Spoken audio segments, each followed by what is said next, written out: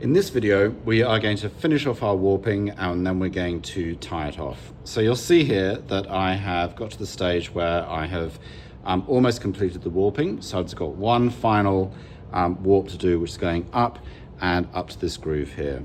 So I'm going to cut it off, and I'm going to be quite generous with that cut so that I've got a lot of spare warp left.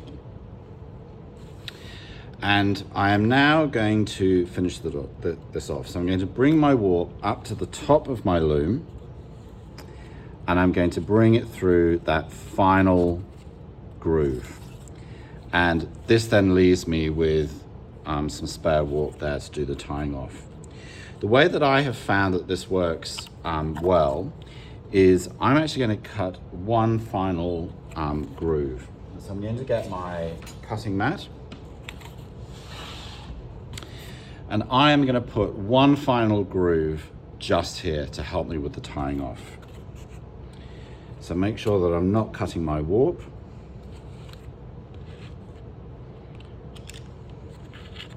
So my warp is nicely out of the way, and I'm going to cut one final groove about 2 centimeters long just here.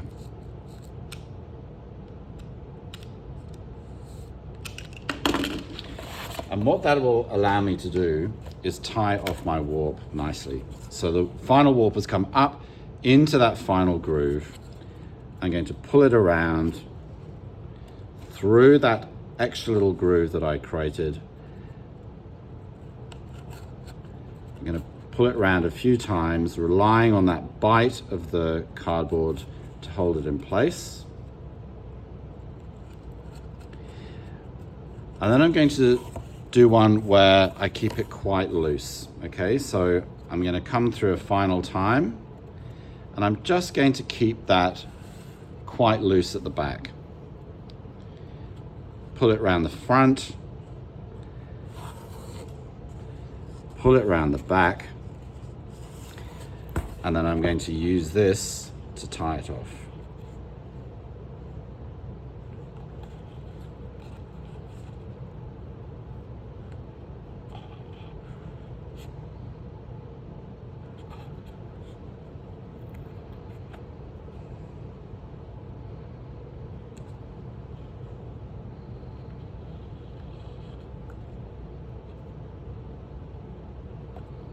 Like that.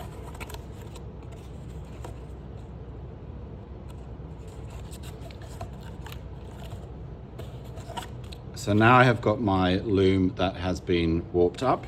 It's quite nice and tight, so I can play a tune on it, just about. And that is now ready for the weaving. And you'll see from this that my warp is coming down in a straight line, going up in a straight line. These are aligned, so this tooth and groove pattern aligns with this tooth and groove pattern here. As I said, that is now ready for, almost ready for weaving. There's just one more thing to do.